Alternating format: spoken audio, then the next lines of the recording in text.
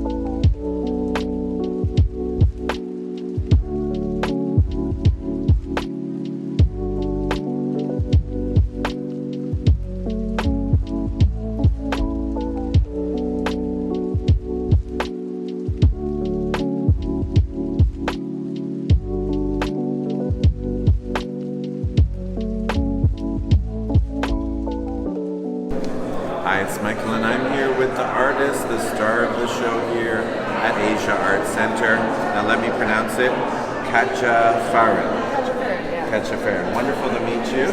And this is your first show here in Asia? Yes. Okay, now I've read a little bit about you here. Now these are mostly oil paintings? All oil paintings. All oil paintings? Yeah. And then you have these kind of sculpture mirrors? Yeah, they're all ceramic. Oh, they're ceramic, so you're doing that as well? Yeah. Wonderful. Yeah. And then this show, is this something that you were working on specifically for Asia Art Center? Yeah. Okay. So for like about the past year, I've been working on these pieces, and then a few of them I made actually here in Taiwan. Okay. So I've been here for the past 6 weeks. Okay. And I've been painting in Nongfangao, which is a small fishing village. Okay, I read about that on Instagram. Okay, Yeah. wonderful. Yeah. And then where in the U.S. are you from? I'm from Los Angeles. Okay, Yeah. wonderful. But I currently live in London. Oh, okay. So I'm like... You're everywhere. You're everywhere. And was this your first time in Taiwan? Yeah, first time in Asia. First time in Asia. Wow, Yeah. wonderful. So Yeah. we're lucky to have you here. Yeah. Now, this was it a residency that you did? Yeah, so it's a residency with the Asia Art Center. Okay. Yeah. So they had you in a little village. Now for our viewers who don't know, Taiwan is an island. And what side were you on? I was on the right. Okay. So, yeah. So the East Coast? Yeah. So near Hualien or Yeah, a little bit north. north of that? Yeah. Okay. And it was a fishing village? Yeah. Okay. Yeah. Okay. And then you were just getting inspiration from that? Yeah, from walking around, swimming, and eating, and and I had this show in mind, so I was kind of like thinking about both things at the same time. Okay. Yeah. And this is such a wonderful space. Yeah. Every show that's here, and I love that they've done this background color for your paintings here. Now we have so many questions, but you are very busy. You've got a crowd of people that want to talk to you. Now it was saying a lot of your influence is everyday life. Okay, so it's like this one here. This is people in the garden, Well, or it's kind of I think more like everyday life, like emotionally, kind of in your mind, right? So I feel a lot of the subconscious, Okay. and kind of moving different buildings and different spaces. They're like real and unreal space. They're Okay. bright colors, but kind of apathetic or quiet thought process going Right. into the paintings. Like this is kind of blurring the lines between like is this a mirror, is this a screen, is kind of in this figure is this kind of shadow self or embodiment of the shadow self. Right. And kind of honestly like thinking about the figures that's like advertised charts for their personal psychology and their self-esteem. And what wonderful, but I was wondering if it was all oil because a lot of sometimes you've got a little underpainting that you've left, and so you're really kind of modernizing an oil painting. Yeah. And then I'm always surprised, I don't know if you can see this lime green, because I did oil like a while ago in school, and we always had these drab kind of Renaissance colors. Yeah. But when I see lime greens and this kind of periwinkle, I'm always surprised that it is oil. Yeah. I think I really love just like the real raw pigments. Sometimes I'll make my own paint and make my own pigments, but just certain pigments and really experiment with those like really bright, kind of fluorescent, colors that are available now. And do you ever work with acrylic or you're... No, I kind of started with oil and ended up just falling in love with it, and kind of, I'm pretty self-taught, so I was just kind of experimenting with the medium, and I love to mix different mediums and try something out and see how it works. Absolutely wonderful. Now, I've seen the picture. They've done a really good job promoting you at Asia Art Center here in Taipei. But I've seen some of these paintings and I've wanted to see it. And when I heard that you would be here, I'm here. Now, my other question is, what's your work process? Are you, because oil, if you don't know, does take time to dry. So are you working a little here and a little on that one? Okay. So I normally have about 4 paintings going in one period, if I can. Okay. And so I start with a drawing, and then do a loose sketch, loose underpaintings, and then kind of work within it. Normally paintings don't end up looking like the drawings at all. No. But like things change. It's like, and there's always a history of like old mistakes in paintings. I'm kind of obsessed with kind of showing the flaws of the process. Like, this is a leg that I got rid of. And I was like, I don't like from history. How does this happen? So you can see the history of some mistakes. That's quite interesting. And then the ones that you've done here in Taiwan, are they tied in or is it just completely different inspiration too? Yeah, I was kind of thinking of the theme of blind spot, and blind spot are kind of thinking about the kind of traumas and things we don't look at directly. So you need sometimes a little mirror to look at that invisible subconscious. That was my next question. Because have you noticed here in Taiwan there's a lot of Confucianism and stuff, and they have these little mirrors to reflect and deflect. Was that the inspiration? Yeah, well, it didn't start from that. Then being here and being immersed, I was like, oh wow, this really kind of fits in this kind of culture. It's nice to see.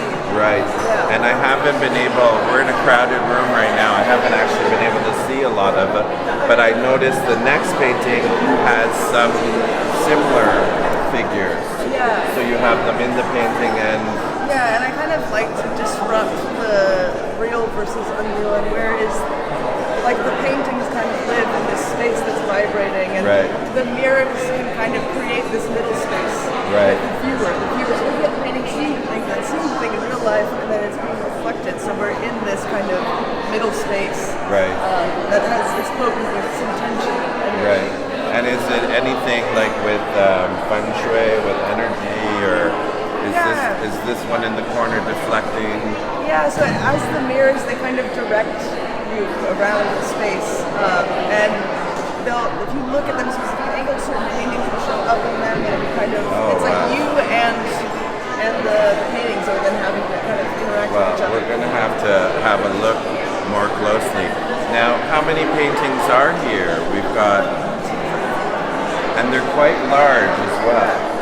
You're always working, and I see you've got a few smaller ones on that wall, but you're always doing, and you're very tall too, so but it's easy for you to do a big... Yeah, I love to kind of involve my whole body in the process, but then also the difference between a tiny painting and a large painting, I really love when the viewer has to kind of go up close and walk back and it has an interaction physically with the space.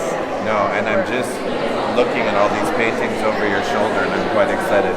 Well, it's an absolute honor to meet you. Congratulations. Congratulations. And this show is here until November 10th. So again, Asia Art Center in Taipei City, Taiwan. If you get a chance to see it, always wonderful show, but more wonderful because we've got to meet the artists. Welcome to Taiwan. Congratulations. And let's go see some more of the art. So this is one of the paintings that Katja was talking about where it's kind of coming off the painting. You can see above me is a lamp that's also been made by the artist. It's a pottery lamp and it's lit, but you can see that it's perfectly placed above the painting and it's shining light on this part and the face on the figure is changing. So this is one of the paintings that's kind of interactive. The more I see of this show, the more impressed and amazed I am. It's absolutely wonderful.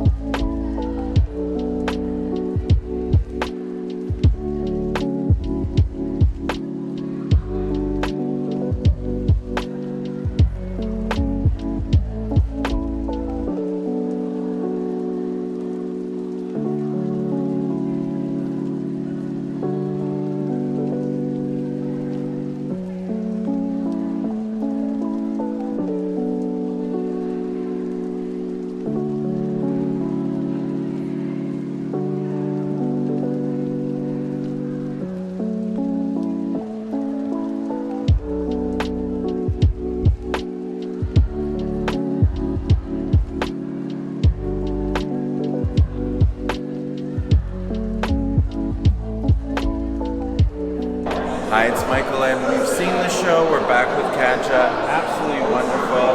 And I wanted to stand under this one because this has been so interesting with the light. So you knew when you're painting this you wanted to install. Yeah, and I really love kind of having the light be really dramatic. Yes. And then having two really separate spaces of light and dark. And really cutting through. And I find it's interesting that there's more detail in the open space here in the dark than there is in the light. Anyway, we can keep talking, but it is your opening. Again, congratulations, wonderful show. And I'm thinking these paintings over there are the ones created in Taiwan. Yes, I can see the influence. Yeah. Again, this show is here at Asia Art Center until November 10th. It's a wonderful show, bright, beautiful, and I'm just, everywhere I look, I want to ask you more, but I know it's your night. So again, wonderful to meet you, and we will see you on the next episode.